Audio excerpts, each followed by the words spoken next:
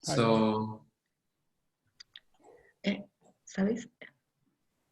I'm recording the session. We have to record the session for the university. It has to remain, it's a proof that it has taken place.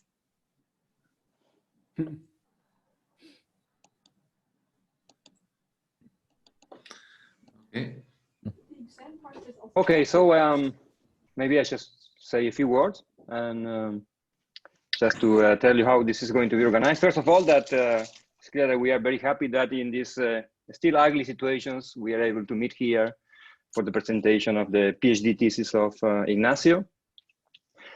For many reasons, this is our first time, for two reasons actually. When we created ICAS and we moved from the University of Buenos Aires to San Martin, all our students were already enrolled in the PhD program of the University of Buenos Aires, and actually Ignacio was the first PhD candidate that joined our group exactly the same day we moved to universities.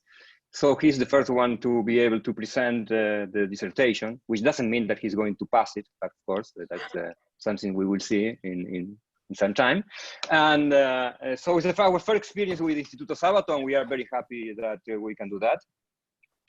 And on the other hand, it's also our first experience of this co-tutel agreement with the University of Zurich, which is a matter of joy for most of us, and particularly for me, because of the long-standing collaboration with people in Zurich, and especially with Massimiliano, who is the co-advisor of this PhD program. We have been working for more than 20 years already, which means that we are old. And we would like to thank all people from both Sabato and University of Zurich that made this agreement possible. And I do not include in the acknowledgement the lawyers of the University of San Martin who made this agreement very slow, actually. And so the situation is the following. This is going to be organized in basically three parts, if you want. On the first about 40-45 minutes, Ignacio will present the dissertation of the PhD thesis on precision in Higgs production at the LHC. Then we will open the time for questions, both from the jury, particularly from the members of the jury. And I would like to thank Thomas German, Stefano Pozzorini, and our colleagues from Argentina, Rodolfo Sassot and Leandro Darol, for being part of that. And also Robert Harlander, who wrote as external referee, and also Ezequiel Alvarez from our side. And there will be time, as I said, for questions by the jury, but also if there is any member of the faculty of both Zurich at San Martin who would like to ask a question, we'll be able to do that. And then the jury will join and we'll discuss the result of the presentation of the PhD. And for that time, then we will take everyone out, including myself, from this discussion. And then we will come back and see the result. Para los miembros de la familia que están allí, no tienen ganas de hablar inglés, lo cual está muy bien. Les pedimos que permanezcan con la cámara y con el micrófono apagado. Durante el momento de que el jurado se reúna, vamos a salir todos a una sala de espera y ahí luego vamos a encontrarnos nuevamente una vez que todo esto termine. Así que, so thanks a lot for being here, and I think from my side that's all what I wanted to say. Okay, so should I start? Anna, we are. You start. Everything has been done, so that let's go on.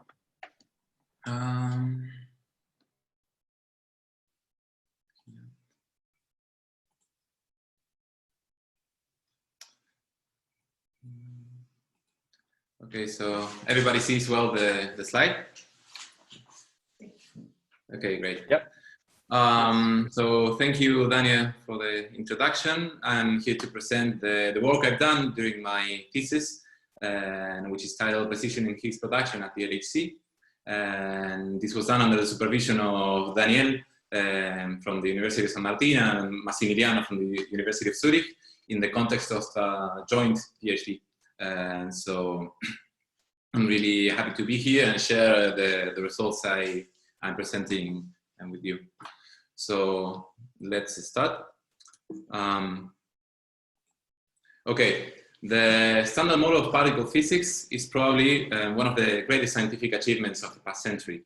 I mean, here it basically describes all of the fundamental particles known that make up matter, and it describes how these particles interact through forces which are dictated by the symmetries of the standard model.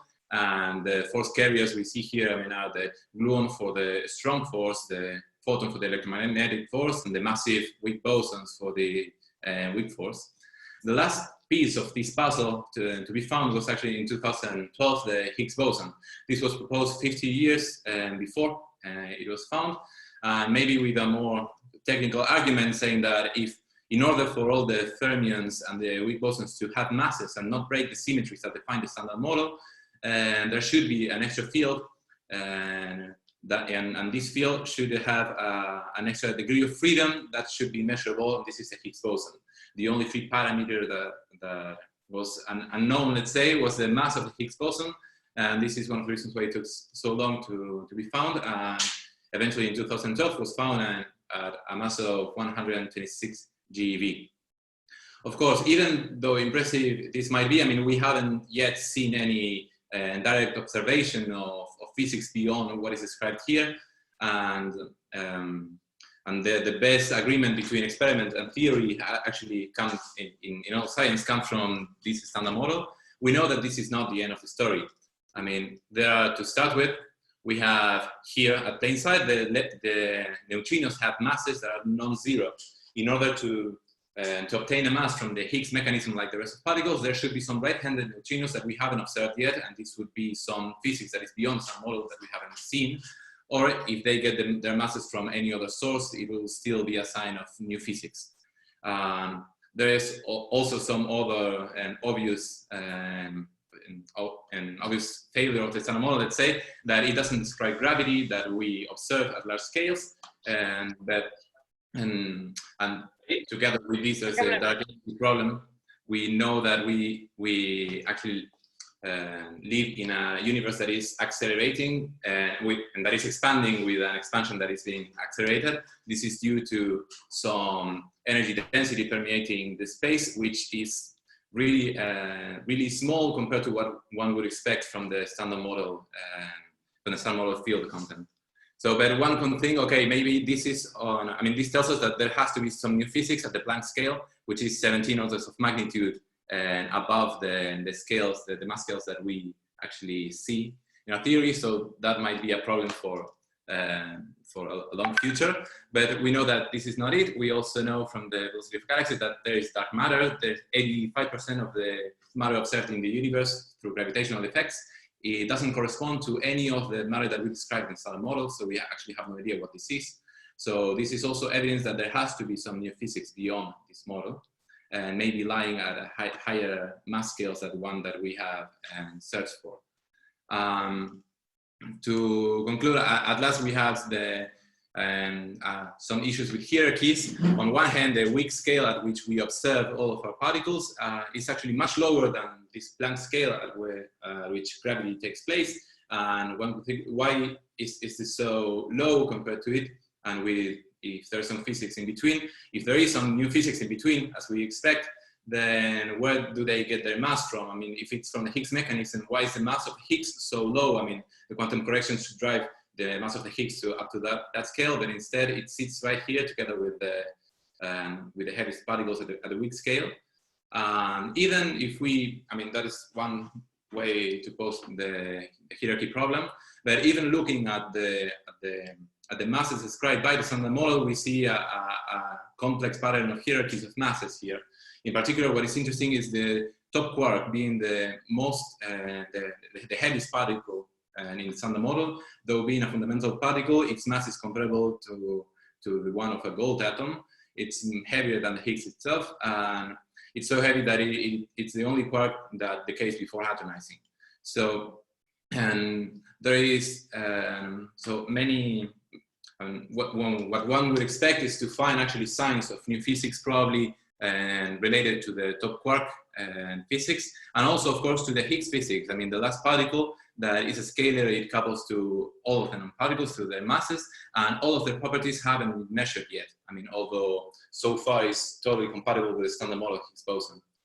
So The Higgs boson was actually discovered, I mean, in 2012, was found at a mass of 125 GeV. This is the slide when it was found at CERN from the Atlas and CERN collaborations. Since then, the statistics has only improved.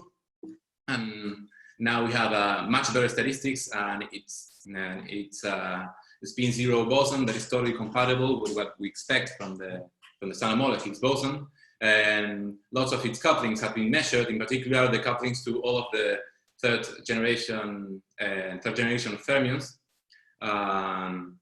also to the massive weak bosons, and recently has been measured the coupling to the first fermion from the second generation, the new one, and they all line up. And if we plot the coupling versus the particles' masses, they all line up in a straight line, just like we expect from the standard model, that the Higgs couples to particles proportional to their masses. But there is one, I mean, one of the heavy particles in the standard model that we don't see here is actually the Higgs boson itself. What about the Higgs boson self-couplings? It decouples to itself. And according to the electroweak symmetry breaking potential that breaks the electroweak symmetry into electromagnetism and the weak forces, and is the one that gives masses to the heavy and weak bosons, the potential that drives this symmetry breaking is a potential of the Higgs in the standard model that actually only has 2 parameters. And the only one that was free was the mass of the Higgs. Now that we have found the Higgs and we know its mass, actually all of the self-couplings of the Higgs bosons are fixed in the standard model. So although we haven't measured them yet, we know exactly what the values should be. And of course, the measurement of this would include measuring multiple Higgs final states, and from there we can extract these couplings. And because this takes place through a top quark loop, it is extremely important to also have a good measurement of the Yukawa of the top quark, the coupling between the Higgs and the top quark, in order to disentangle any deviations that one might find from the standard model, and disentangle if this deviation comes from the triple Higgs coupling or the Yukawa of the top. So independent measurements from the Yukawa of the top have been made, and it's extremely important, not only because of this, but also because the Higgs self-coupling, I mean, the evolution in energy is driven in the standard model by the top quarks. So this actually, the Higgs self-couplings and the Yukawa of the top are intimately related. Of this, I'm going to talk in the second part of my presentation, while the first part is going to be devoted to the multiple Higgs production. So just before I start, I want to point out the goals of the works that I present. In the first part, I will provide a precise description. By precise, I mean next to next leading order in QCD for Higgs per production. And doing so, and in doing this, I'll also be parameterizing any beyond standard model induced effects through the use of effective field theories. I'll then show how we also computed the full next to next leading order QCD corrections in the heavy top limit for the triple production of Higgs bosons. And then I'll move to the second part of my presentation, in which I'll show the work I did in order to set up a framework for the computation of next to next leading order QCD corrections for TTH production, the production of a top pair in association with a Higgs boson that is key to extract the Yukawa of the top. So this is the outline of the talk. You just heard the introduction. I'll now move to the first part, in which I'll discuss multiple Higgs production, 2 Higgs and triple Higgs.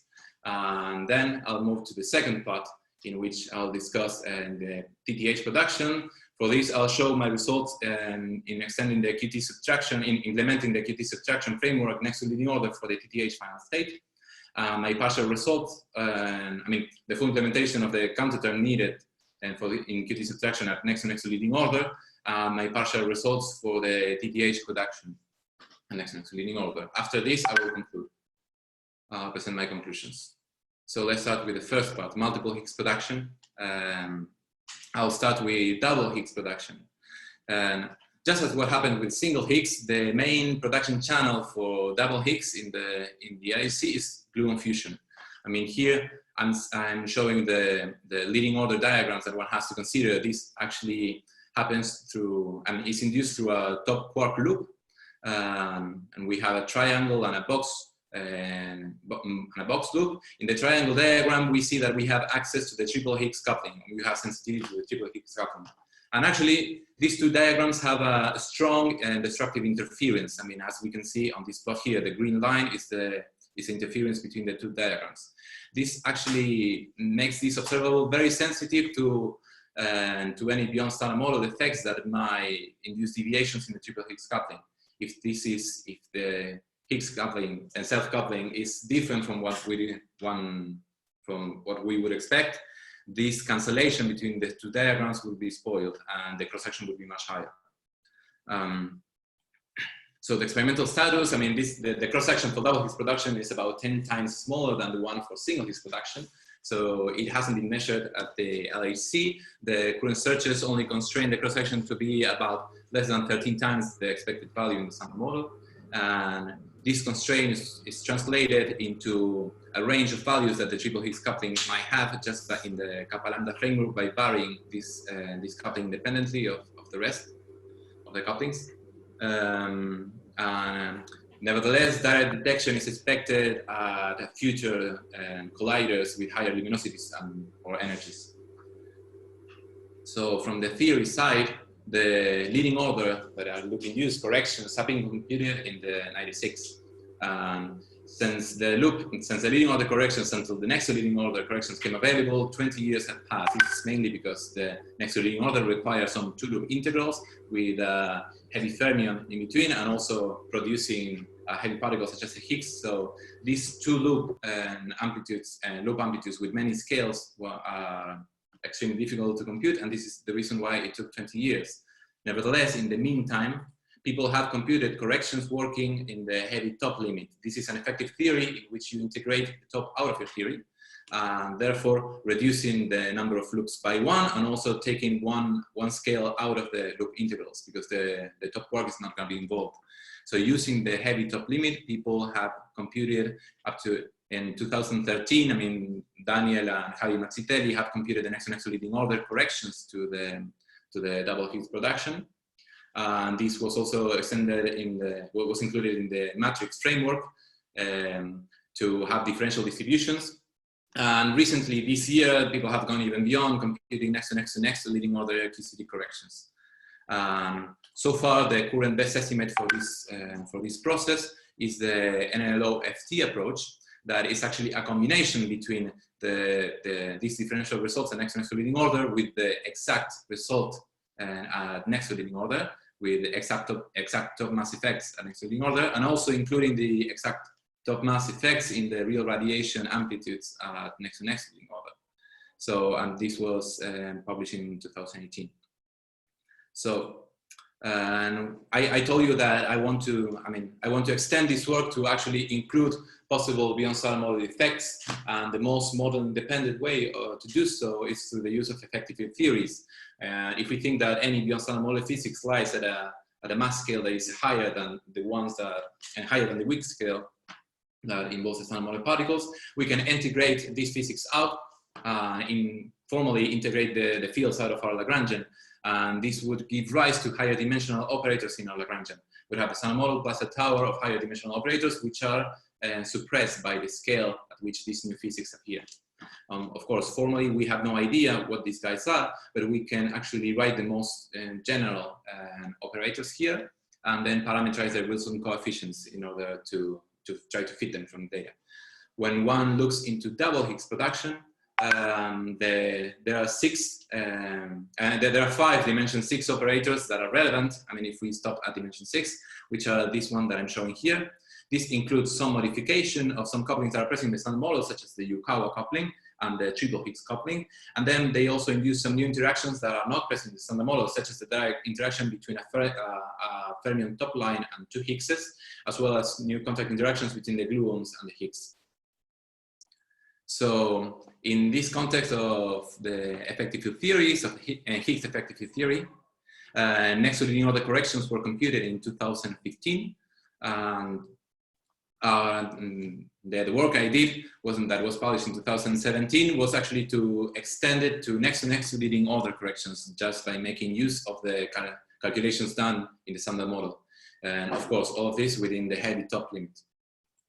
But well, the story doesn't end here. After the full next to leading order, the next to leading order results with the exact top mass dependence have been published, this work also extended the results to the Higgs effective field theory, which was published last year.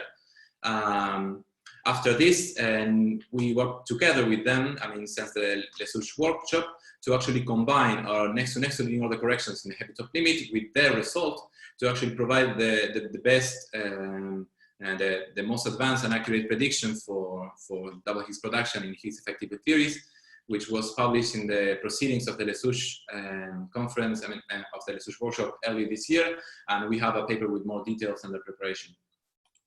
So let me tell you the key idea of the work. The idea was to recycle the results from the standard model calculation, the heavy top limit, and extend this to the Higgs effective theory. So at leading order, I told you these are the kind of diagrams that would appear. We have the two diagrams that appear in the standard model with modified couplings, plus these other three that are induced by purely purely effective operators, like this coupling with two Higgses, or a direct coupling between the Higgs and the gluons.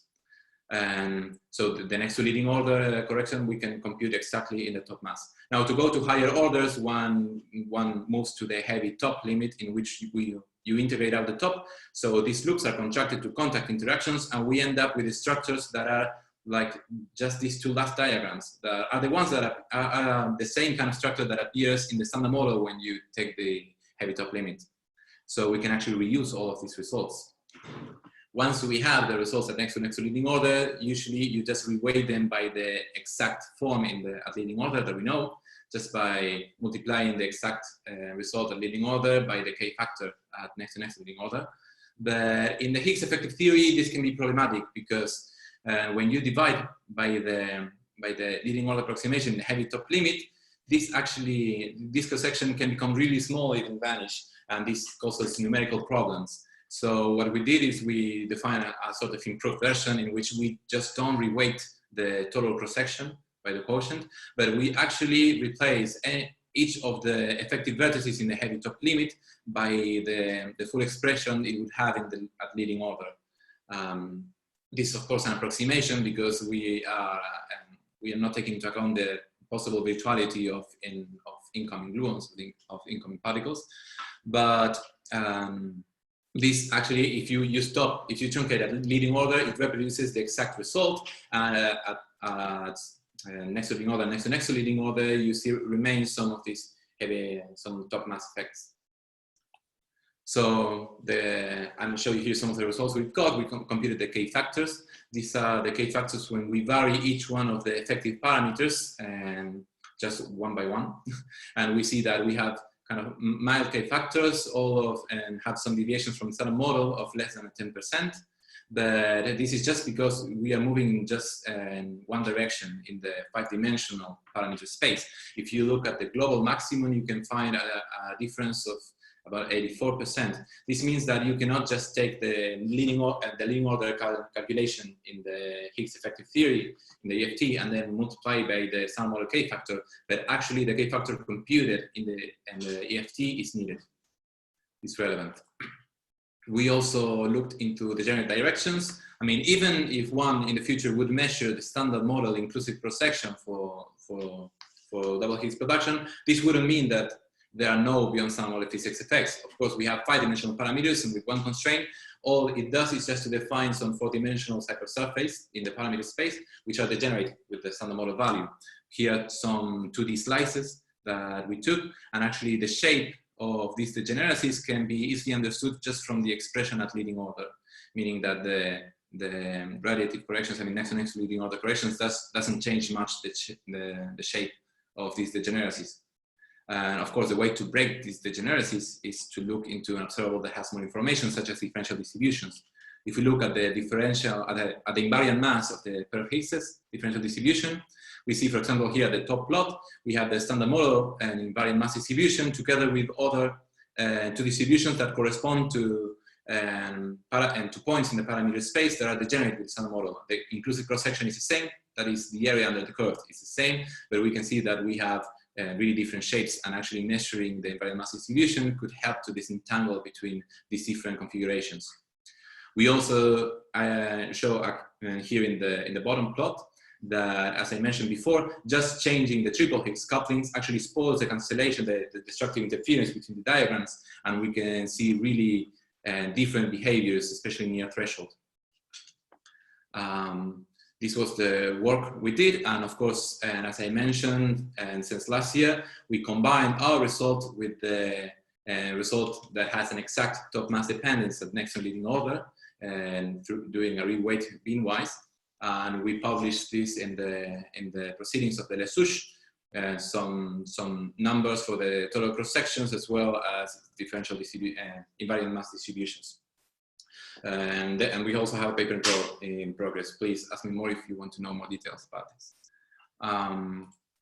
So I'll now move to triple Higgs production. If double Higgs production gives us access to the triple Higgs coupling, triple Higgs production, whose leading order diagrams I show here, actually gives us access also to the quartic Higgs coupling. So the history of these calculations, I mean, the leading order was computed around 2005, and then the next to leading order is absent. We don't know the next to leading order with exact top mass dependence, but it was computed in the FT approximation, in which you use the heavy top limit to compute the next to leading order virtual corrections, while you keep exact top mass dependence for the radiative correct and for the real emission corrections. This was computed in 2014.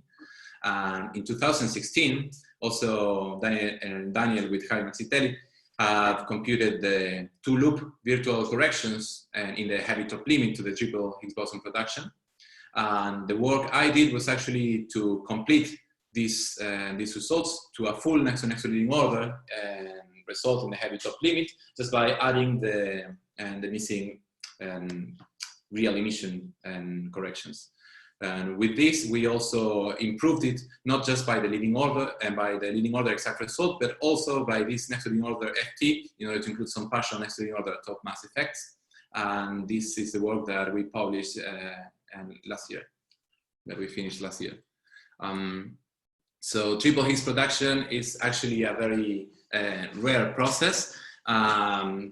It could only be constrained in higher energy colliders, because the cross-section is really small, about 0.1 femtobars at the LHC and around 6 femtobars at 100 TeV. So it would only be constrained at high energy colliders, and even there, it would be extremely difficult to actually make a direct observation, provided it's a standard model value. I mean, and there is no new physics that actually enhance this cross-section. So just like what happens with double Higgs, there is a strong interference pattern, not only between the box and the triangle, but also between the pentagon that shows up a leading order and the box, which are the two dominant contributions. And we see that the green line here is the interference between these two diagrams. I mean, it's really large. This makes this observer very sensitive to the triple Higgs coupling, just as what happened with double Higgs production. While for the quartic Higgs coupling that appears in this triangle diagram that is subleading, and respect to the other ones, and we have a much less strong dependence. I mean, we also have a big dependence coming from the interference between this diagram and the rest, which is this green line here, while the red line shows just the contribution from all the rest. So we have a stronger dependence. I mean, this cross-section has a stronger dependence from triple Higgs coupling than quartic Higgs coupling. And in order to perform the next to leading order corrections, the trick we use is the same that was used for double Higgs. And that is basically when you go to the heavy top limit, you end up with this effective operator between gluons and the Higgs, which is proportional to alpha S. This means that at next to leading order, if you look at the diagrams that have more than one of these insertions, they have a next to leading order complexity. This means they are only one loop or a single real emission. Because these kind of diagrams, this topology starts to appear next to leading order. So this can be treated with any NLO framework to compute corrections, such as the FKS, which is the one I used. And the rest of the true next to leading order corrections, I mean the two-loop and double real emission corrections, come from diagrams which have just a single of these effective vertices. And because this is a scalar coupling, there's a scalar coming out of this. This ought to now to be proportional to the production of a single Higgs. And then we can actually reuse the result of the production of the computations done for single Higgs production and reuse all of the next to leading order corrections from there. So this is the trick. We use, of course, the one loop, and the one loop corrections to these kind of diagrams were computed already by Floriano Mazzitelli. So I only had to compute these kind of diagrams, the real emission from diagrams with more than one effective operator, which is in complexity just a next to leading order calculation.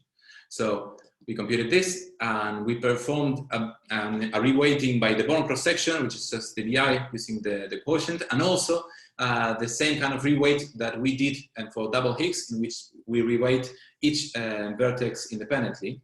We see that this gives a difference, especially in the tail of the distribution. This is the quotient between them. And so when you use this improved reweight that we introduced, you have some smaller tails, which is something actually good, because we expect that the heavy top limit gives some heavy tails that are physical. And actually, for double Higgs production, it was the case that using this improved prescription actually lowers the value of the total double Higgs cross-section closer to the one that includes all the exact top mass effects. So we use this improved reweight, and we computed the invariant mass distributions and the K factors. We see that a next to leading order and the stability of the perturbative series starts to be visible. We also looked for the dependence on the Higgs self-coupling just by varying them independently. Here we have a plot. I mean, horizontally we see a much stronger dependence on the triple Higgs coupling than the quadruple Higgs coupling, just as we could foresee from the leading order diagrams. And on the right-hand plot, I mean, it's just the same, only that just varying one of them and keeping the other self-coupling fixed to the standard model value. We see that in blue we have the variation of the triple Higgs coupling, which is much stronger than the orange line, which is the variation of the quadruple Higgs coupling. We also, as I mentioned, we not only reweighted just with the exact Born result, but also added some partial next to leading top mass effects from the FT approximation. In order to do this, from the computation of next to leading order, we extracted a matching coefficient so that we could additively combine the two cross-section, or next to leading order cross-section, with the next to leading order cross-section in the FT approximation. And this way we could provide, I mean, the most advanced computation for this process for triple Higgs production. We showed some of the values for the total cross-section at different energies, 14 TeV, 27 TeV, and 100 TeV, and for the different orders in the different approximations, and also this combination that we call best in the tables, which show just as a much smaller and scale dependence. Of course, the theory uncertainty shouldn't just come from the scale dependence, because this kind of process would have, and we expect it to have, a strong dependence on the top mass scheme, which we, to be conservative, we estimated in around 20%. So this was the results that we had for multiple Higgs production. And now I'll move into the second part, and TTH production at next to leading order. So as we say, if we want to extract and the Yukawa of the top, and that is something needed to actually disentangle between the effects of deviations in the Yukawa of the top or the Higgs coupling. This is a very important quantity, and we cannot just look at the decay of a mass of an on-shell Higgs into a pair of top, because this is kinematically forbidden, being the top quark and even more heavy than the Higgs boson. So what is looked for, I mean, this is measured in associated production, which are the kind of diagrams that we see here, of a top quark pair plus Higgs boson. The theory, the theory calculations from this in the 2000 next to leading order corrections were computed. Then around 10 years later, these were matched to Parton showers and allowing for event generators. In around 2015, the electroweak corrections were also computed, having the full next to leading order corrections for this process. And since then, people have been performing some soft gluon resumations at next to leading log, and around in last year next to leading log as well. But from the experimental side, I mean, this is a process that different to multiple Higgs production. This has been measured and in different decay channels, and the combination is totally compatible with the standard model. Nevertheless, if we look at the uncertainties, and the statistical uncertainty, the experimental uncertainty, the background and the background uncertainty, they are all about 13%, which is of the same order of the theory prediction uncertainty, which is around 12%. This combined, I mean, the experimental uncertainties combined make up 22%, which would only get better in the future as the statistics increase, and pushing, I mean, actually requesting for the theory and community to provide better predictions so that the uncertainty is not actually limited by the theory prediction. So our goal was to set up a framework for a fully next-to-next leading order computation for this final state, that is TTH. In order to do so, I worked on the QT subtraction. In the QT subtraction method, the main idea, and is really simple and nice, that is relies on the fact that if you look at the next-to-next leading order corrections, if you look in the transverse momenta distribution, if you look at transverse momenta different than 0, this means that you have some radiation recoiling that takes this transverse, the rest of the transverse momenta. This jet that is here cannot, because it has some transverse momenta, cannot become collinear to the initial legs, and it's not soft either. So this means that this is just a next to leading order complexity computation. It's just a next to leading order corrections to the production of your final step plus a jet. While all the next to leading order corrections have to be due to soft emissions or collinear emissions to the initial state legs. If you have a colored final state, such as in TT bar, it still works because the top quark being massive doesn't have any singularities coming from collinear emissions. So the emission from gluons from the final state legs would only lead to soft emissions, which also lie on the QT equals 0 beam. So one can try to construct, I mean, of course, these two diagrams, I mean, this would be divergent as one approaches to transverse momenta and to small transverse momenta. As when one approaches, one will see some logarithmic divergence that would be cancelled by this term. So in order to make some computations, numerical computations, one wants to construct a counter term that has the same behavior at low QT and as the real emission variation, so that one can just add it up and subtract it. By subtracting it here, you have a finite reminder from this subtraction. And if you can actually make this computation, I mean, the integral of your counter term analytically, you can cancel the singularities from this spin analytically, and then have some result, which is just a hard function computed with a leading order, because this piece here at QT equals 0 has leading order kinematics, plus these two terms, I mean, the real radiation minus the counter term.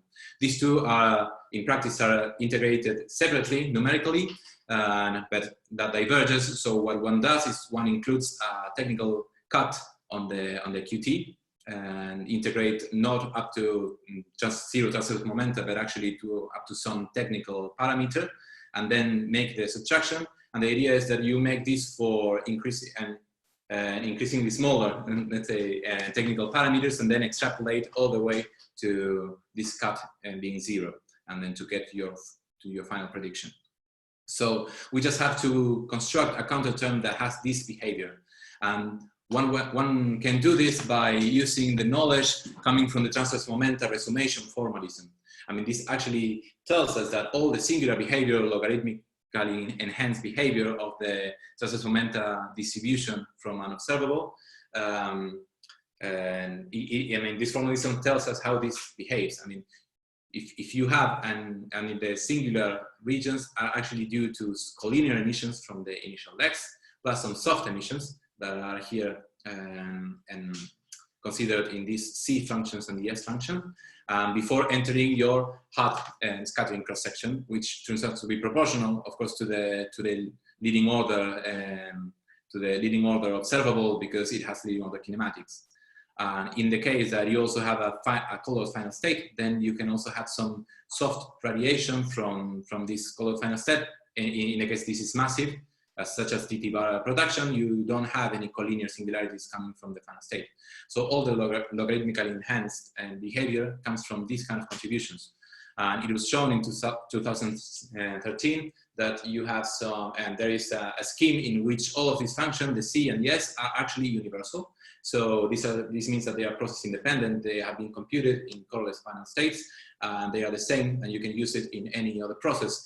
And being all of the process dependent, all of the process dependent information being encapsulated here in the H coefficient. Of course, when one includes some color final state, this was also extended in 2014 and 2018 between these years to actually include these corrections as well. Of course, the soft gluons being emitted can interfere between them and with the collinear emissions, making this computation complicated. So, but sorry, let me come back. So if we know, and knowing this, we can actually expand this expression up to next to next to leading order, and then we can find from there an expression for a counterterm. And this is what is done. At next to leading order, next to leading order, next to next to leading order, you can just write it as a coefficient that is convoluted with the leading order cross section times a sort of technical, integration in Qt to mimic this behavior, this logarithmic behavior. And this can be actually characterized by the logarithmic order of the divergence. They can be written as a sum, and we can see that at next to leading order, we can have up to a logarithm squared in the Qt. And while in next to leading order, we can have up to a logarithm to the power 4 in Qt. And with this, last year, at the beginning of early last year, they have completed, the group of Grazzini, Devoto, Catani, and Calvite with Jaime Citelli and Heitz-Tarzian have completed the computation of next to leading order corrections for top quark per production. So the idea would be, the goal of my work was to actually extend the results in order to the PTH process, which means extending to a more general kinematic. Kinematics, not just when at leading order the quarks are back to back, but also taking away this restriction and allowing for some momentum being carried out by a colorless particle. So just to, I'm not going to write the long formulas, but just to sum up the ingredients that we need at next to leading order, what one needs to compute the counterterms is just a soft anomalous dimension matrix, which is, and then gives rise to two color correlators and between the three level amplitudes. And in order to compute the hard virtual factor to have the full next to leading order, one also needs the finite piece of the soft function. And if one looks, if one integrates the soft current, the pole will be given by the soft anomalous dimension. You have some piece that is the same as what you have in colorless final states, and with colorful final states, you have the soft anomalous dimension giving a pole coming from the soft emissions, and then some finite piece that would contribute here. So in my implementation, what we have to do is actually to implement this finite. Because the soft anomalous dimension is known, when it goes to next to leading order, the things get more complicated. One needs to have the full next to leading order result. All of these ingredients known, and also the two-loop anomalous dimension metrics in order to compute the counterterms. When I want to mention that here you don't, you have some extra contributions coming from the next to leading order soft anomalous dimension, coming not just from three and correlations like this, but you also have some two color correlations between three level amplitude and a one loop amplitude, and also some four color correlations coming from this quantity squared. Well, this quantity contains some triple color correlators inside. In order to have a fully next to leading order, one would need also the hard factor, which includes, requires a computation of some spin correlations that are due to the initial collinear splitting of gluons, the interference between them that gives rise to some factor that also appears in the colorless final states, plus some interference of this collinear emission of gluons with the soft emission of gluons from the final state. And of course, one also needs the soft function two loop, including its finite piece, and this is actually unknown as has been computed for QQ bar production, but has not been extended for general kinematics. So, and this is the main reason why we don't have the full next to leading order result, although it's in the near future, it will probably be achieved. So the toolkit, I mean, as I said, I implemented the full next to leading order and the next to leading order, the next to leading order counterterms. The toolkit I used is, I wrote my own Fortran code. I took the phase space generations routines from the NCF10 code. And all of the numerical integration has been provided by the Cuba library, the Vegas implementation inside the Cuba library. A key ingredient is all the 3 and 1 loop amplitudes that are provided by the Open Loops library.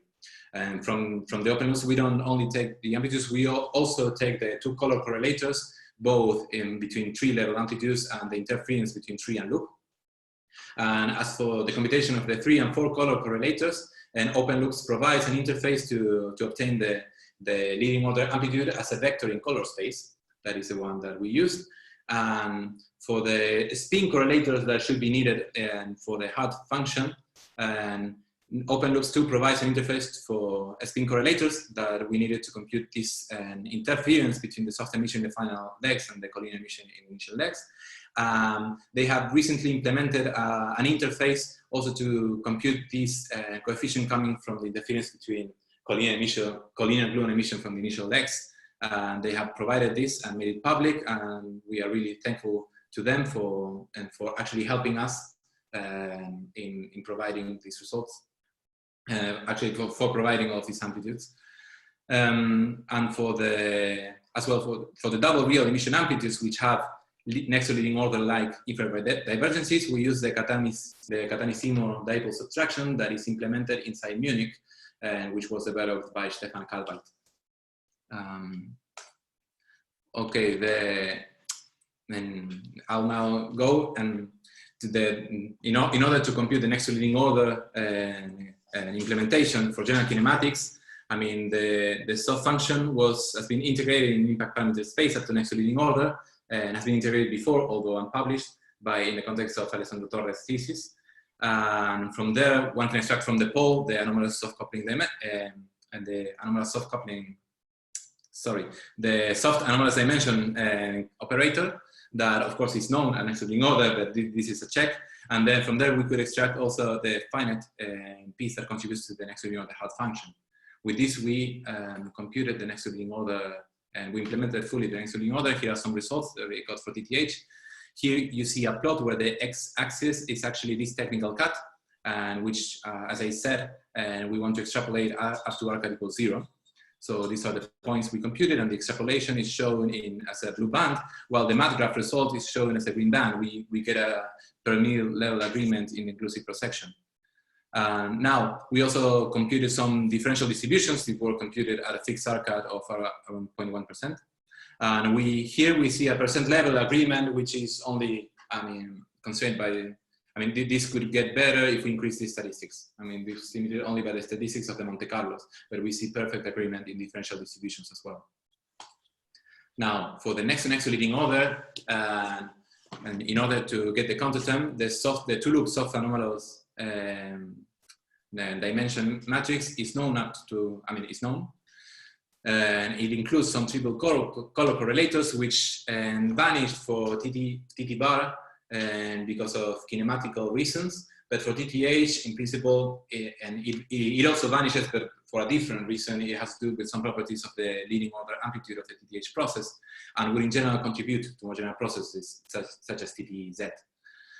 There are some 4 color correlators appearing from the next leading order soft anomalous dimension. As I mentioned, all of these amplitudes were provided by Open Loops. In order to compute the full next to leading order result for the computation of the hard function, and one also needs the 2-loop virtual amplitudes and the 2-loop soft function, which is currently unknown for TTH kinematics, but will soon become available probably. And not for the 2-loop soft function. For the 2-loop amplitudes, one probably will have to wait a bit more. Here I show some results. Of course, I cannot show you the next to leading order cross section, but I can show you the cancellation between the real emission amplitudes and the counterterm. This is shown here. In order to check that all the logarithms are being cancelled, including the sub-leading ones, I use this scale. That is, if the cross section actually goes like a power of the logarithm of the technical cut, if we just take the logarithm of the cross-section, and we should see, we could plot it this way, and we should see in the slope of the straight line, we should see a straight line with a slope that gives you this power. And actually we have here the straight line that we see before subtraction. I mean, this is the real emission and the counter term. And after the subtraction, we get this horizontal line, which if we fit actually is compatible with a 0 power, which meaning that all of the logarithms are being cancelled correctly. And with this, we can compute, I mean, I can show you the value of this subtracted cross-section, I mean, the real emission minus the counter term for different arcade values, and the extrapolation to arcade equals 0. From the slope, I mean, here you can see that in the left, from the slope of the extrapolation, we can make checks of the numerical stability of our result. I mean, and checks on the uncertainty and that we get from the extrapolation. And in order to compare it with something, I also show on the right the results one has for TD bar, as getting from the matrix software. We can see that for the diagonal channels, one has a similar stability, while if one goes and looks into the off-diagonal channels, you see that for the gluon quark initiated channel, and the result for TTH is much more stable than for TT bar, actually around 20 times more stable. So this is, and this shows that the implementation of the counter term actually works pretty well. And for the half virtual ingredients, we are missing, of course, the two-loop amplitudes and the two-loop soft function. But this is only needed actually for the diagonal channels. So for the off-diagonal channels, all that is needed is just these spin correlation terms. This one presented on the thesis that we really recently finished computing them. I mean, this one was provided by Open Loops recently, while this one we just performed a numerical integration and instead of an analytical integration that was unavailable. I can show you some of the preliminary results we've got. This is the full next-to-next leading order corrections in the off-diagonal channels, which are preliminary, and we have a paper under preparation to show these results. So with this, I think I spent a little more of time than the one I had. I want to conclude. We know that beyond some model physics probably lies at energy higher than accessible, and therefore precision measurements are the way to go.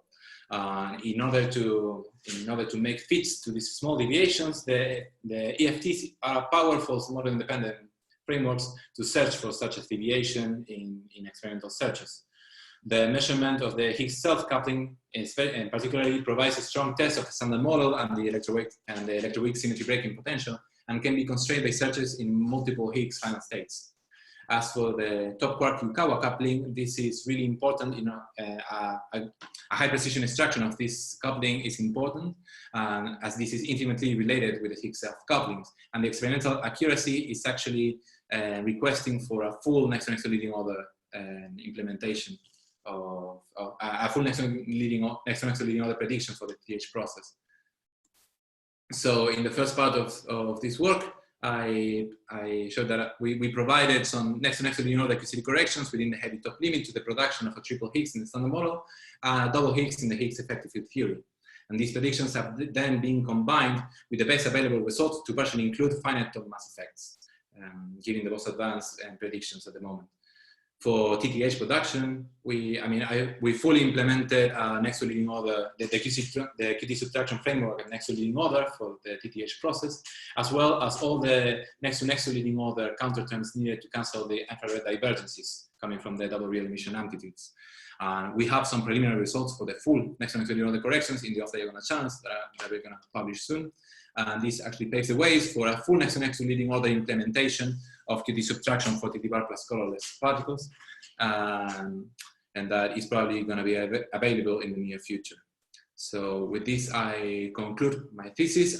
Before going to the question sessions, I want to take one more minute of your time to actually give thanks, because I certainly couldn't have gotten to this stage without the help of many people. In particular, I want to thank Daniel and Massimiliano, my two advisors, for all the time and effort that they have put into me, for giving me the opportunity to work with them and learn from them. Of course, this PhD was done also in a context of a cotuteldo. It was the first time done between the University of Zurich and the University of San Martin. This required a lot of work, not only from Daniel and Massimiliano, but also from people from the universities. I mean, Ana Maria, present here from the Instituto Sabato, I want to thank them also for giving me this possibility to actually work with these two amazing groups at ICAS and the physics department at UZH. I also want to thank all of my friends and colleagues from ICAS, where I started the PhD some years ago and have been there with me. Also to all of the people in the K floor at Zurich that warmly welcomed me last year and with whom we shared a lot of kicker games. And then at a more personal level, I want to thank my family and friends, en particular papá, mamá, mis hermanos. Los quiero agradecer por haberme acompañado todo este tiempo. Y at last, I want to give thanks to the girl that stood beside me all of this time. From the beginning of my PhD and even went with me to Zurich and always gave me some motivations to move forward. So, Tuguada, thank you. And gracias a todos, and thanks.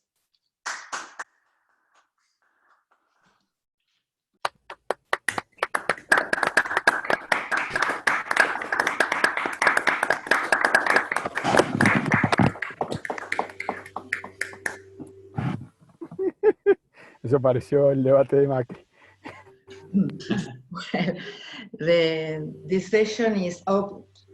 Thank you, Ignacio. The session is open up for questions. Daniel, you. Yeah. If you want to raise your hand, probably, maybe, or just go.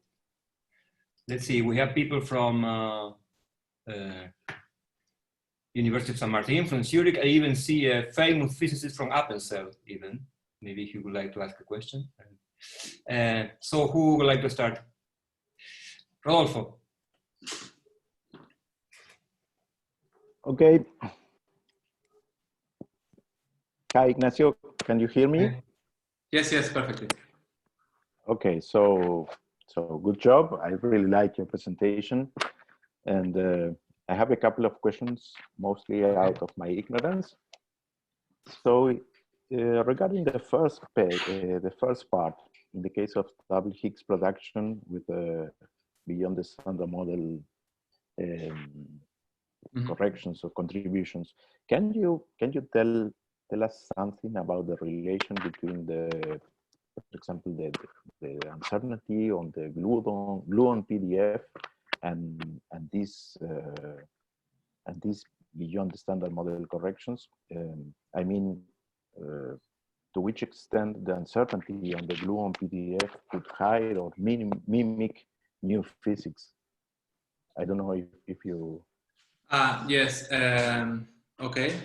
So, honestly, I'm not an expert on it. I know that there was some debate because from the recommendations from the PDF for LHC working group, there was some discrepancies in the gluon PDFs between the different PDFs from different collaborations, especially at the region that was relevant for Higgs physics. And I know that since the last recommendation from PDF for LHC, once these collaborations, that is the NN PDF, the CT, also CTEC, and one more. I mean, all of these and these discrepancies have been washed away, and these all are consistent in this region for the gluon PDF. I think that this is promising since they use very different fitting methods and different data input. But of course, I think that I mean, beyond some model physics could actually be fitted inside these PDFs. But I think that if different collaborations that feed data from different sources, taking into account different processes, and actually have a consistent PDF, personally, I don't think that it would be very likely that the PDFs hide some beyond standard model effects. Although, yes, I honestly, I don't know how one could actually introduce some theoretical uncertainty from beyond standard model effects into the PDFs, if that was the question. but I don't know if I understood correctly what you meant. No, it's okay, it's okay. And regarding the second part, you mentioned that you can check explicitly that the counter term indeed cancel the infrared. Yes, regarding the second part, you mentioned that the counter term indeed can cancel the infrared singularities. So yes, the methodology is sound. But does this check tell you something about what will happen with the finite contributions? Or what happened with the finite contributions? Yes, or this will require an independent check. Okay, no, I mean the fact that the fact that the counter term actually cancels all of the infrared divergences and tells us that the QT subtraction works for this process, because the finite contributions are, I mean, they are intimately, the finite contributions either come from loop corrections and also, or they come from the integrated counter term, let's say. So if the counter term works, we know that all of the terms in the hard virtual factor would work. The reason that this is a bit more complicated is because in order to have this finite piece of the soft function that comes from integrating the two loop the soft current at two loops, so you have some really complicated integrals, which was the main work of in the PhD of Simone Devoto, and the work that Jaime Citeri has also been doing to compute these integrals and analytically, and some of them they have to do it numerically, and they rely a lot on the simplification that comes in the integrals from the fact that that a leading order, the amplitude, has the top anti-top quarks going back to back. If this is no longer the case, this computation is the integrals are much more complicated, and one probably has to compute them numerically to, make some work to put them into a nice way in which they can be integrated numerically. And this is probably the reason, and this is the reason why this is not yet available. But as soon as it is, we will have some. The next linear corrections will be there. The fact that the counter term works to cancel the infrared divergences, I think, is enough to say that the QT subtraction framework works. Now, if your question was more about the size of this hard function, no, it's okay. Okay. Okay, thank you. You're welcome.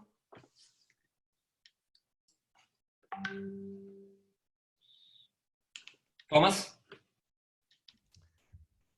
Yes, so in the early part of the talk, you showed the recent data, well, rather the recent constraints on double Higgs production from the LHC. So where in the kappa lambda framework, they put an upper bound on the cross section that is a few times larger than the standard model.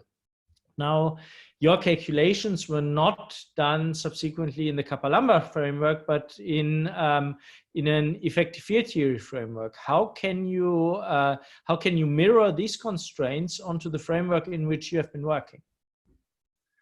Okay, so actually, when people look in the kappa lambda framework, I think this is also consistent to consider the EFT, in which you just in which you fix all of the effective couplings to the standard model values, except the one that modifies the triple Higgs couplings. So this is a way to translate them. Of course, what would be, the strength of the EFT framework is actually the possibility to do some global fits, to actually try to fit all of the parameters at the same time. And because this framework has a strong theoretical background, one can also combine measurements in different observables to actually constrain them. This is something that I think that in the experimental collaborations is starting to move into this direction. Until now there you see a lot of analysis in just the kappa lambda framework, and they are now starting to move into the EFT fits, global fits. And nevertheless, because there are really, I only showed 5 operators which are relevant for double Higgs production, but if one wants to add also some other processes, there are lots of operators, and therefore the global fits still gives you, some much weaker constraints. In particular, if one looks at double Higgs production and one tries to do a fit from all of the and all of the effective parameters, because you're now fitting 5 parameters instead of 1, you get a much weaker constraints.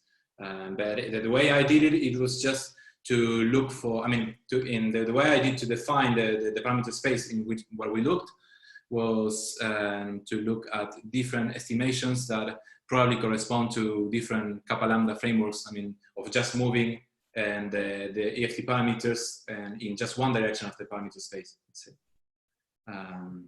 And then they found bounds that probably are stronger than what they really are if one do a global fit. And these are the ones we use to just show and to do our computations. Mm-hmm. I mean, to plot the graphs, let's say. Yeah. Can I follow up still on this one? Thank you for the detailed explanations. I mean, you outlined the advantages now of the EFT framework from a fitting point of view, from an experimental systematical point of view, but also the EFT as compared to the kappa framework or to rescaling framework also has some more theoretical appeal. Can you elaborate a little bit more on this? Okay, yes, sure. The good thing about the EFTs is that I mean, as you say, it's appealing because it provides a very nice theoretical framework. In particular, the kind of things that you would like to, and that one can do is with these EFTs, you make sure that you're not breaking any symmetry just by rescaling some random coupling that could happen. I mean, the standard model couplings usually have some values and have some relationships that come from the symmetries. And if you just randomly move their values, you can actually get some, I mean, you get some functional form that you can fit, but maybe it doesn't correspond to any ultraviolet theory that could give you these modifications. So with the EFT frameworks, you make sure that you have this, and also by making loop corrections, you can also start to see mixing between the different couplings, and actually see the running of the couplings, which would allow you also to combine fits and measurements done from different observables at different scales. So all of this makes the EFT framework really appealing. Also for the kind of variations that you would expect, you have, I mean, for each EFT, you have some well-defined and power counting that tells you what kinds of operators and what kinds of modifications are actually suppressed to respect to some other ones. All of these, I think, that are some theoretical advantages of using the EFT framework. Okay, thank you very much. Okay, you're welcome. Stefano? Yes, I have a simple question still related to this slide and to the sensitivity that there is at the moment to Higgs pair production. So why is it so hard to see Higgs pair production? So for instance, how many Higgs pair events have already been produced so far at the LHC, and why still we are so far from the observation? Okay, so the cross-section for Higgs pair production is at around 40 femtobarns, right? So I mean, I don't know the numbers, but looking here at this Atlas plot, for example, we have, and this has used a luminosity of 36 inverse femtobarns, so that would mean that only a single, I think that only a single Higgs pair production from the sun model would have been, and it would have been present. Of course, this is extremely hard to measure. I mean, the cross-section is 1,000 times smaller than the one from single Higgs production. Wait, you have to multiply the numbers correctly. Sorry? You exactly. said that the cross-section is 40. Yes, sorry, yes, and of the inverse, sorry. This would mean, I mean, you have 40 times 36, around, I mean, 1,000 events, I think. That's a lot. That's a lot, yes. So but you have to take into account also that this is, I mean, you don't measure at the LHC the Higgs bosons, and you have to take into account also the decay. For this, then the usual decay modes that you have is that, I mean, the most prominent decay mode of the Higgs boson is into bottom quarks, but that is the decay into bottom quarks. But I mean, this is just QCD, pure QCD final states. I mean, it's still the LHC from data from just bottom quarks. So usually one also requests some of the channel. This is why the reason why the single Higgs production was measured in the diphoton channel, and because this is, although more rare, it's really clean. So in these channels, one usually does is to have one of the Higgs decaying either to diphoton or to leptons, and then the other one to bottom quarks. So when you have to multiply also the production cross section with these decay rates and then the efficiency to detect these particles, then is where the events that you can actually measure is reduced. I don't know the number. Thanks. Sorry.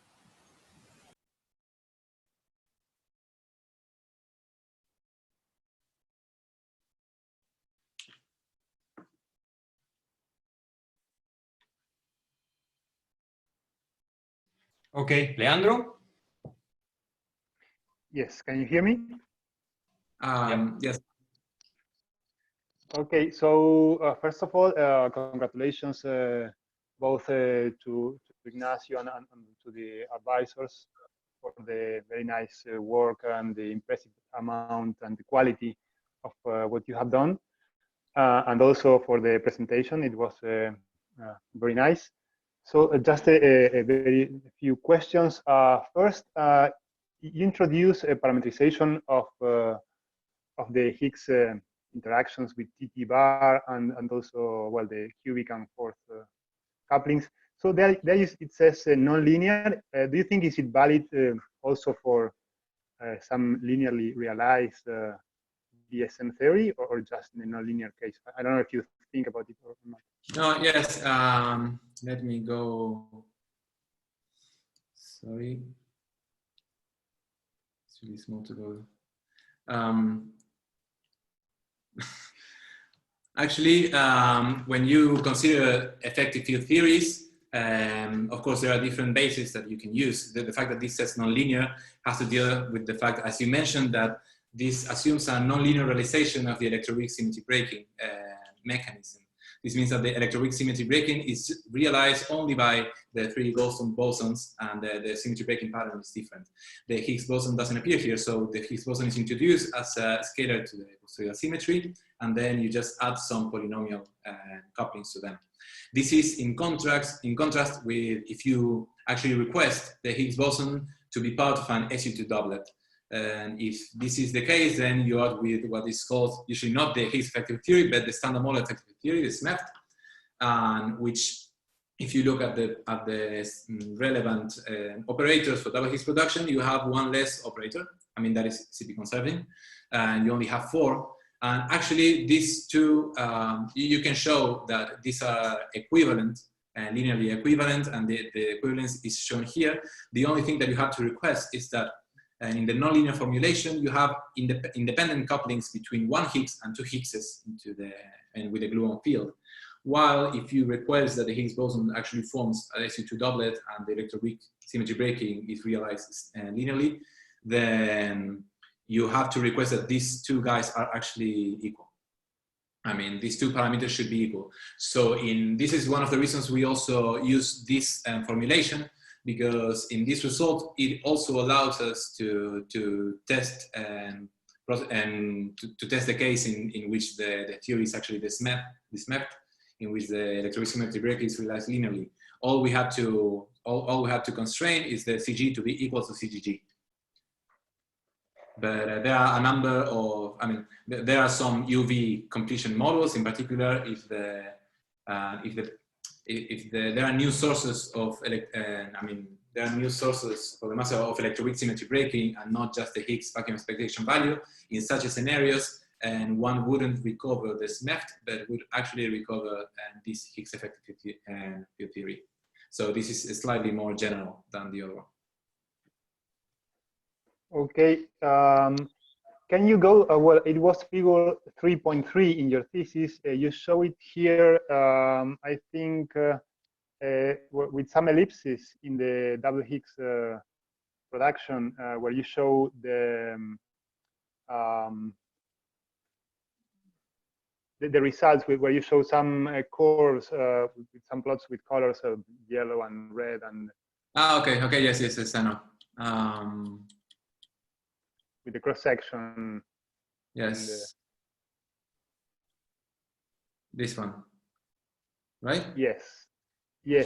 There you show some results where the cross section is well, is really very high. So do you expect that compared with the standard model, do you expect your calculation to be still valid for those values or not? I don't know. No, actually, no. I mean, I expect that this formulation breaks down because one thing is that in the AFT, of course, there is a tower of higher dimensional operators that appear. I'm truncating at dimension 6, which means that my results would, I mean, I'm not considering dimension 8 operators, for example, that would be constrained like 1 over the scale of mu physics to the power 4. And nevertheless, if we, in this formulation, we also are considering some dimension, I mean, some deviations from the standard model squared, which would be parametrically of the same size as these contributions. So I expect that our result is actually valid only in the region where we don't see this quadratic dependence to be strong enough. So if you actually deviate a lot and to these regions where it's, I mean, the cross-section is super high, I would also expect that in this large couplings region to have, for these large deviations, that some dimension 8 operators would be significant, I mean, to actually correct these values. So I actually expect that for such a large values, this formulation breaks down. Nevertheless, I mean, the work to include some dimension 8 operators is really big. I mean, I don't know if there have been some basis of dimension 8 operators being accomplished. I mean, so, and this is the best we could do so far. And because the constraints, the experimental constraints are so big, and we actually plotted in all of these regions. Nevertheless, we expect that this description is appropriate only for smaller deviations from the standard model, from the standard model value of the parameters, which can, I mean, which can lead also to significant deviations in the cross section. But I mean, I wouldn't expect to deviate a lot from the. In this case, it's C3, so it would be from this value here in the middle. So in this region, I would expect the computation to be valid, but as you go to these really wide areas where you have, I mean, 100 times bigger or more, and the cross section, I mean, this description would probably break down. Okay, one more question. You regulated some integrals with this R-cut, and then you extrapolated to 0. Can you go to one of those plots? Yes.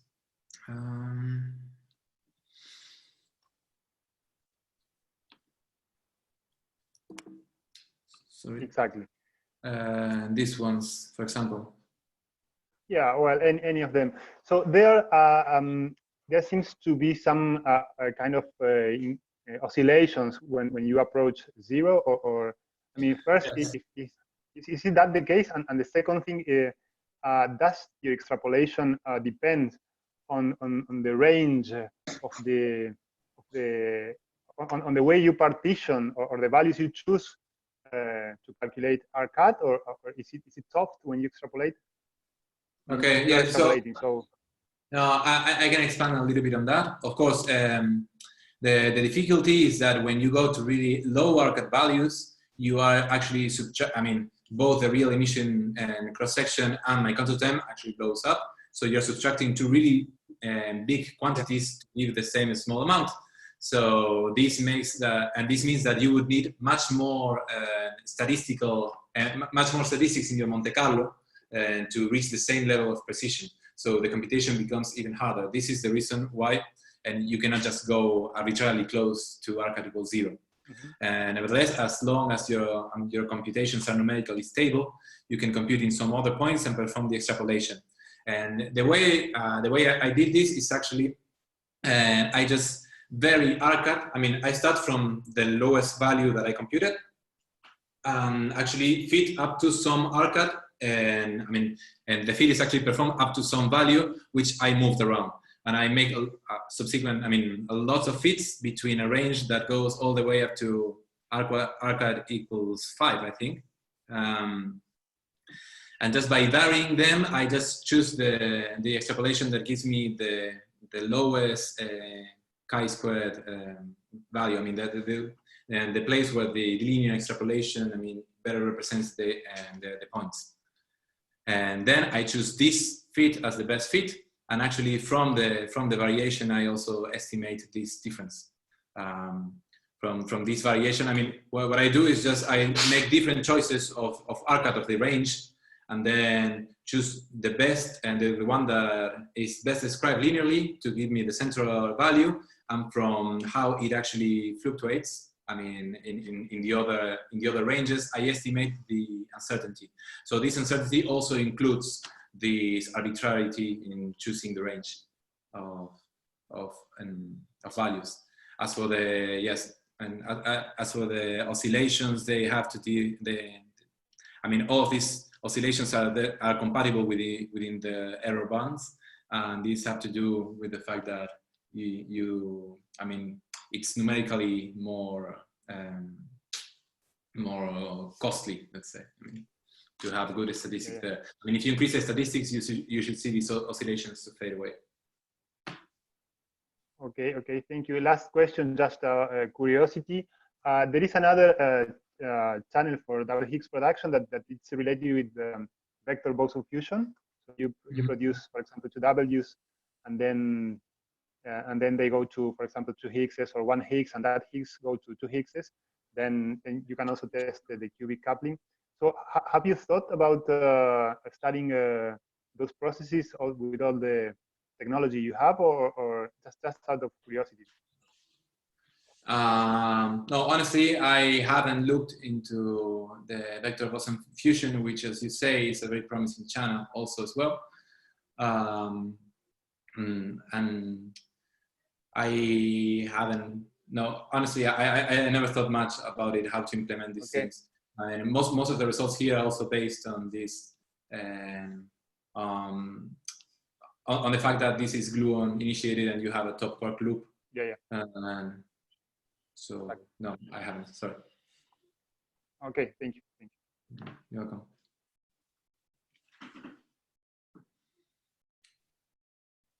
Any other question, Stefano? Maybe another rather general one on Higgs pairs. So you have computed the perturbative correction in the strong coupling, but you have shown at the beginning that the top Yukawa coupling is even bigger. So what about corrections in the top Yukawa? Where would you expect big effects, and perhaps also what are the implications for the effective field theory interpretation? Sorry, so the question is, what about corrections of higher order in lambda top? Corrections of higher order in lambda top. Okay. Well,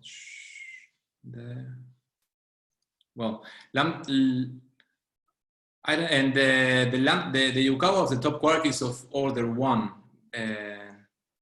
Really? So corrections of higher order of, I don't know what you mean by corrections of higher order of lambda top. Let's call them electroweak corrections. M-top enhanced electroweak corrections. Oh, M-top enhanced electroweak corrections. Okay. Ah, yes. So not doing the expansion at all on alpha strong, but only on this, which would include electroweak corrections.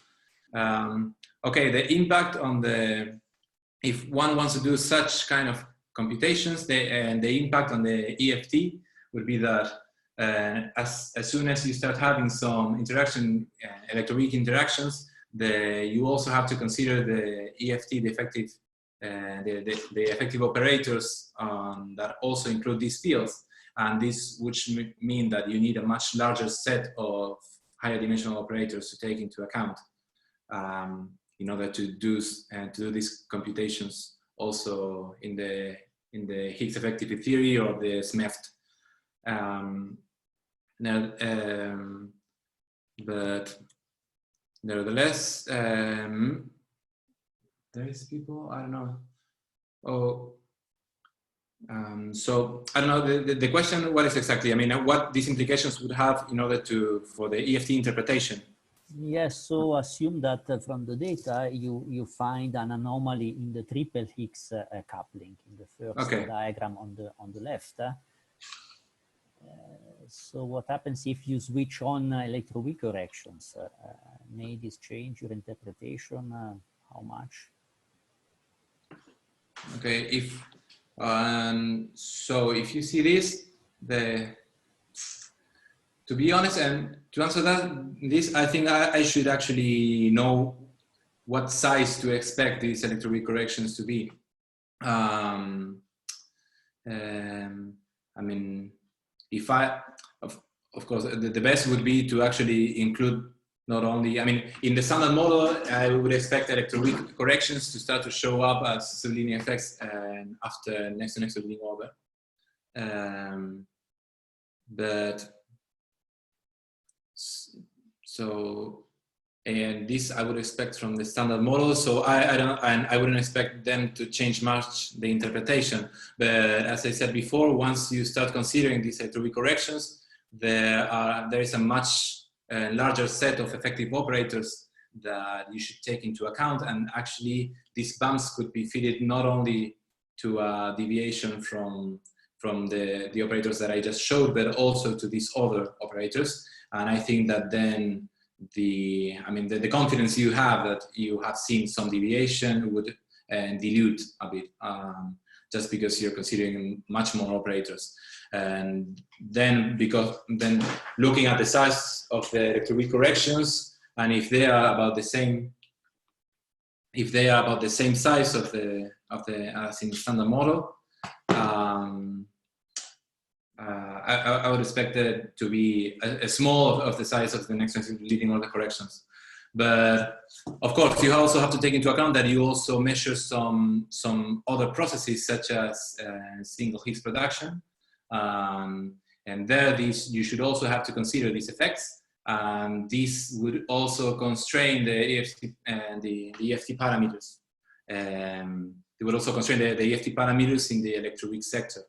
So I think, and I would say that if you get to see a bump, it would be a good, I mean, just to use this version that I showed with the QCD corrections would be enough to describe data. Because yes, all these other operators that you have to take into account would also be constrained by other processes. Well, while the triple Higgs coupling, for example, if you see a deviation there, this can only be constrained in these kinds of processes. I mean, it looks suppressed in other processes.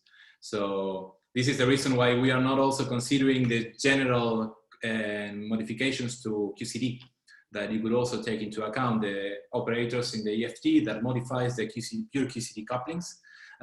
Because if you actually change these couplings, you would change some other processes, cross-sections, that constrain them actually. So, and I think that just by using this formulation would be enough, because of the parameters that are more unconstrained, let's say.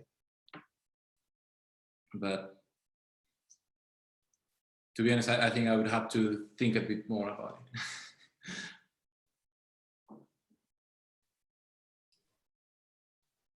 I don't know if that was clear in the end or not.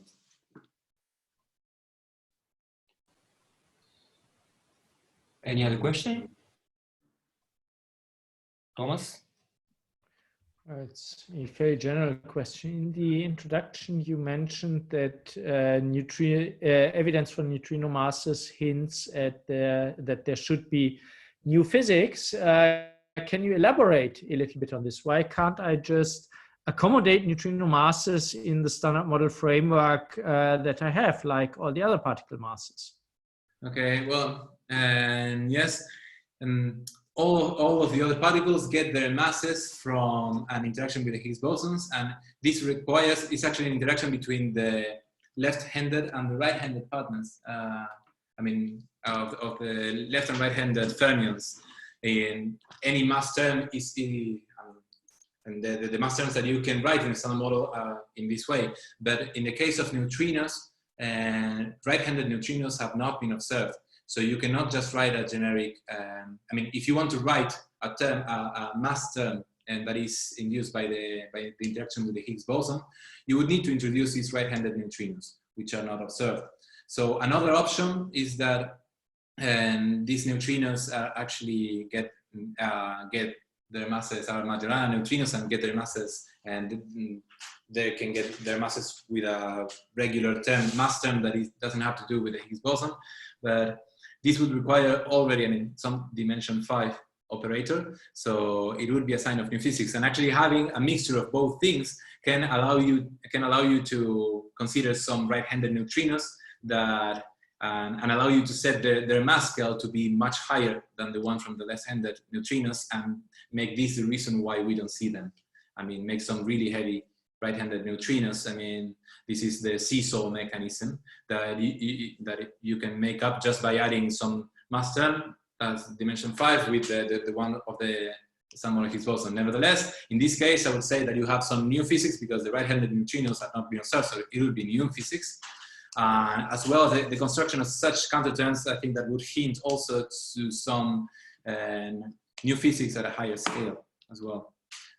Just because when you say right-handed neutrinos have not been observed, I mean, there's perhaps a good reason for this. What are the quantum numbers of right-handed neutrinos?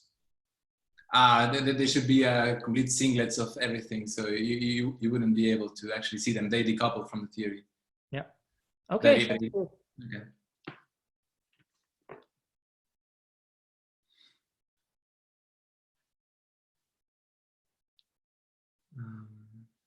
Sorry, more questions?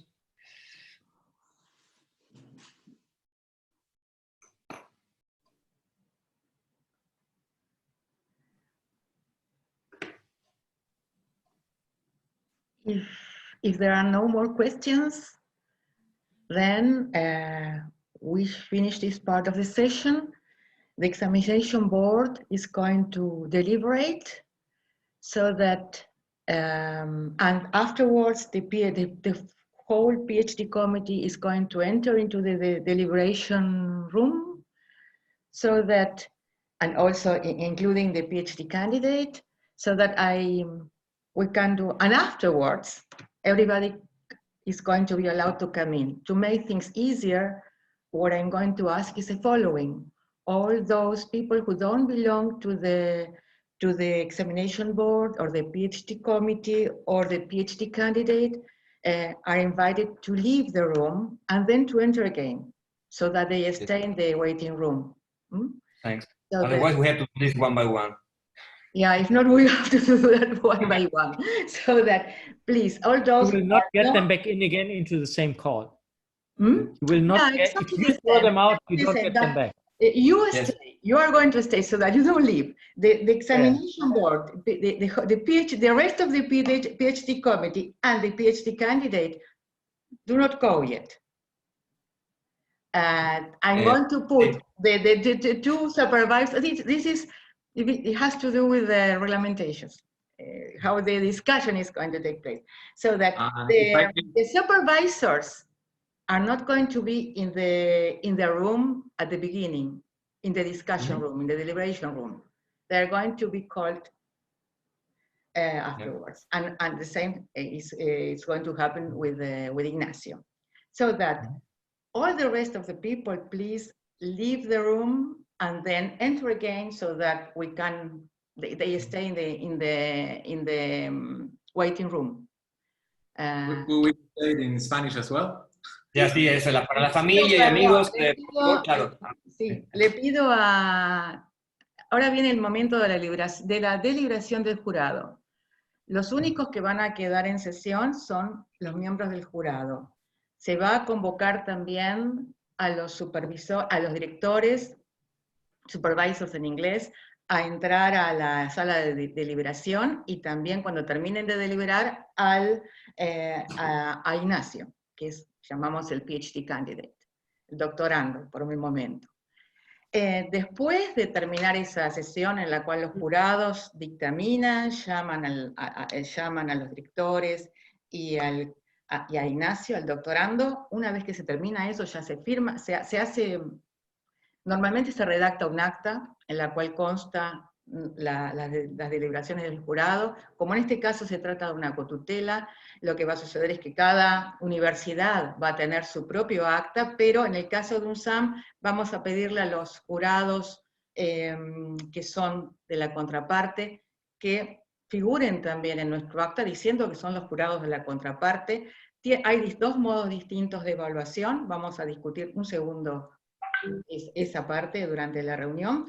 Cuando todo eso termine, va a entrar nuevamente Ignacio, se le va a comunicar el resultado de la deliberación, y después van a poder entrar todos para saludar, como estamos seguros de que van a saludar al doctor.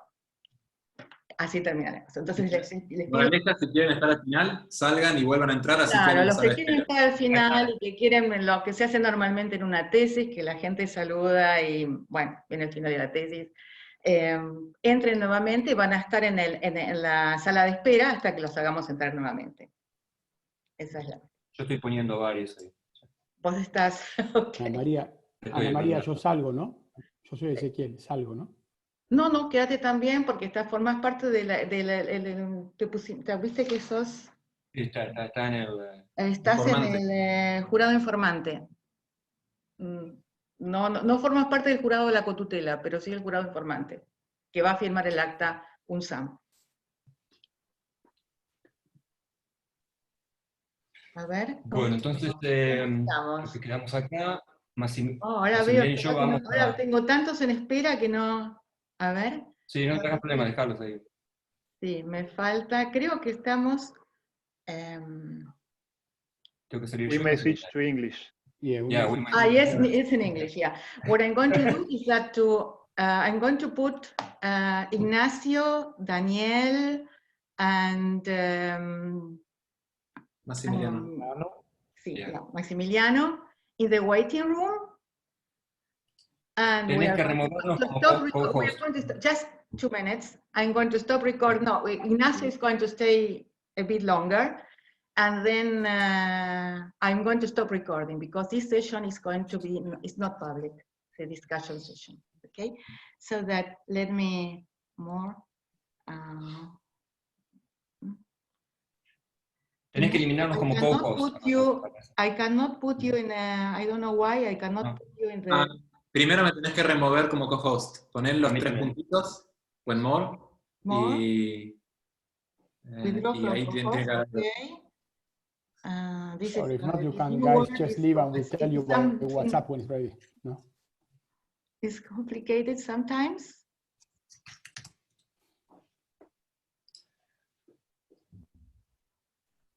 Okay. And then, Daniel. Ya no me puedo. I think is someone that, no, it's Leandro, there are 2 Leandros. Leandro D and Leandro Darrol are the same? Yes, he usually I can go out on one of them because the problem was that I lost in the waiting room. In one of them, I put you in. It's okay.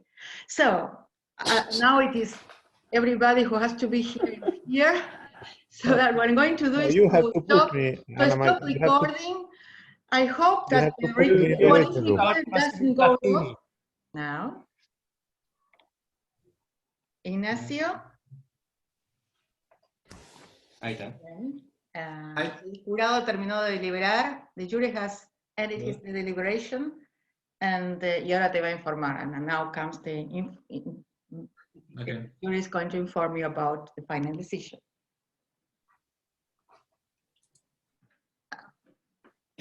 Thomas, you are the more formal here. Okay, then you can put it down. You can put it down. On behalf of University of Zurich, congratulations. we are very, very happy to award you the PhD.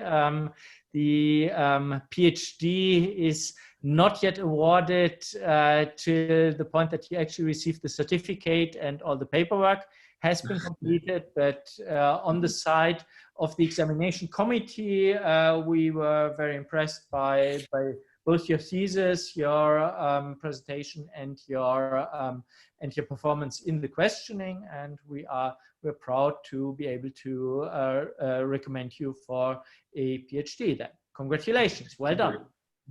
Thank you very much. Y por parte del jurado argentino, ¿alguien va a tomar la palabra? I think Rolo is the more formal. Rolo. Es el más formal. No, I'm not formal at all, but congratulations. I think, as I said, that you did a great job, and we were very impressed with what you did, and also with your presentation. So I really congratulate you. Okay, thank you. So you have to inform him the grade. The grade te falta decir. The grade? Well, I don't know, 10 cum laude, I don't know. No, whatever. Convención. Dimension. We are recording, yeah. As you know, University of Zurich does not have grades on the PhD, so I can just say that we were very, very happy and impressed. Thank you very much. Solo una pregunta formal, Ignacio, a question. Your document number is 36046434. Sí, 36046-434. Yes. Just fast forward thing. Ahora sí, So, congratulations, and now we can. To Massimiliano, he should have a form from the University of Zurich that should be signed by all, well, all of us except Ignacio, so all 8 people here, and he will send this around. I think there's another form which Ignacio will have to sign, which certifies the correct spelling of your name for the degree certificate. Okay. This is the document number, similar to that. Okay. Now we can let people come in. Okay, let the people in. Okay, I admit them. Yeah. Let me take a photo. Distribute the virtual It's recorded, but let's take a.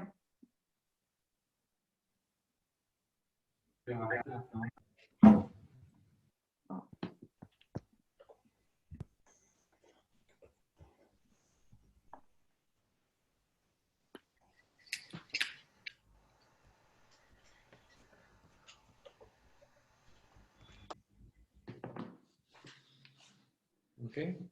Okay. So.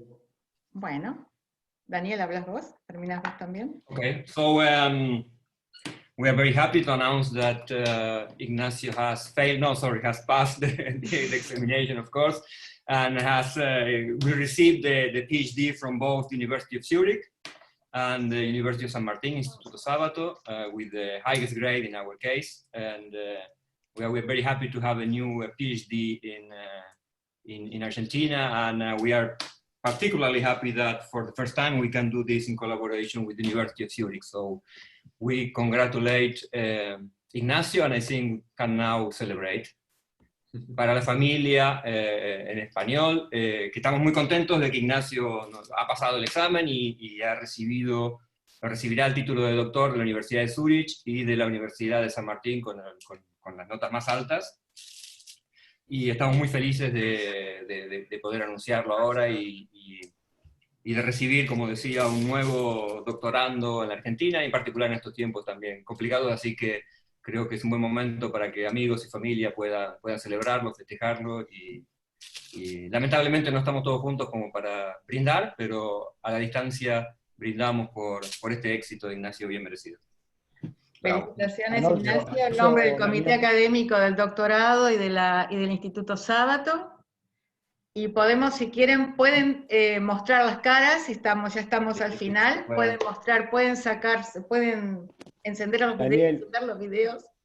I would also mention that it is the first PhD student of ICAS, ¿no? Ya, naturalmente, el primer PhD. For us, ¿no? Bravo. Grande, Nacho. Bravo. No te veo, Nacho. ¡Bravo, Nacho! Bravo, Nacho. ¡Vamos, Nacho! ¡Bravo, Nacho!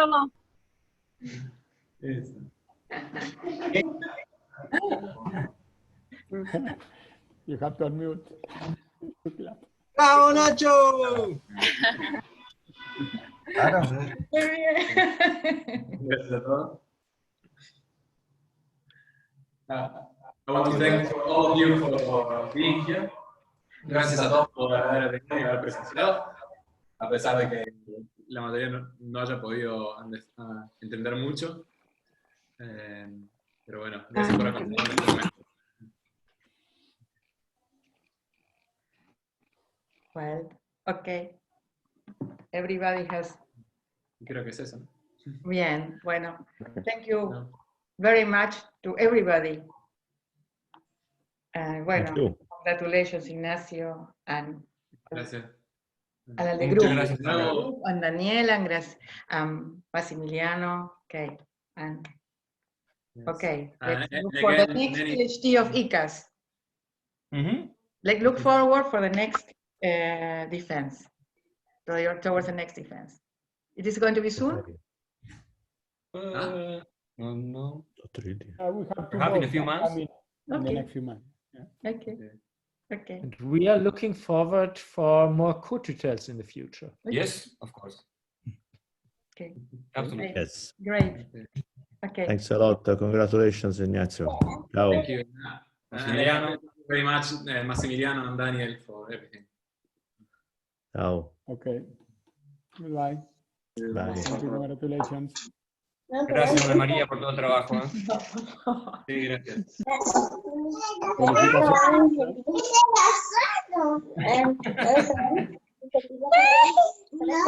Ahora te quiero mostrar algo. Le quiero mostrar algo a papá. Papá, mira. No, está el micrófono activado. Mucha clac, Ignacio, ¿cuánta clac? ¿Qué es esa foto?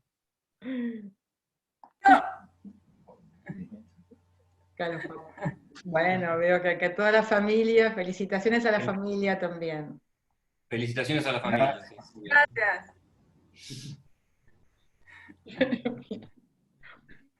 Bueno.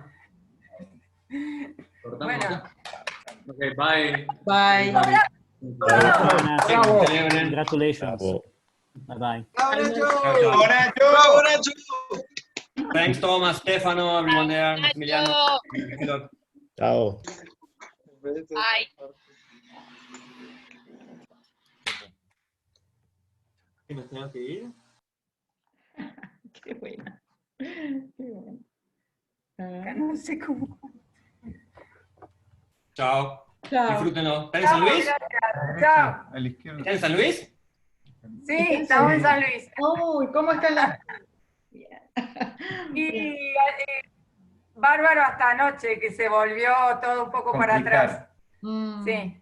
Pero no mucho, no mucho. Seguimos con reuniones familiares y todo, pero se volvió un poquito más. Sí.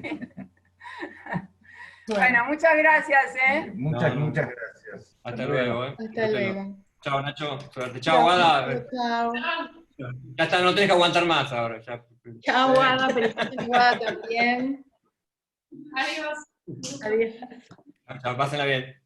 Felicitaciones. Felicitaciones. Daniel, voy a terminar de escribir y te mando. Creo que se fue. Se fue. Se fue Daniel. Bueno, Ignacio también, porque en realidad te tengo que pasar una copia del acta, pero esto tengo que terminarlo, porque hay que incluir a... Okay.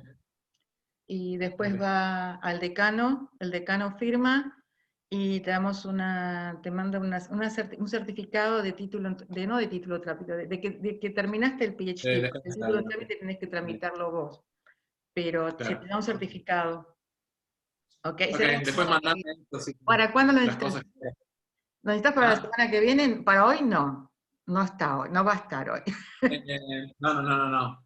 Antes del 11 de septiembre sería. No, va a estar la semana que viene, no te preocupes. Yo querría Ok, si en la semana que viene tiene el certificado, ya está perfecto. Ok, perfecto. Yo lo que pasa es que tengo que terminar el acta porque el acta esta es distinta a las otras, hay que incluir las otras cosas. Ok, está bien. Bueno, gracias. Cualquier cosa me mandas mail o me escribís. Te mando mail. Bueno, espera, ahora tengo, antes de que te vayas. Yo ahora estoy grabando. Sí, si querés puedes poner finalizar de grabar. Le digo finalizar grabar, stop recording. Stop recording, y ahora cuando finalices la sesión te va a aparecer un cartelito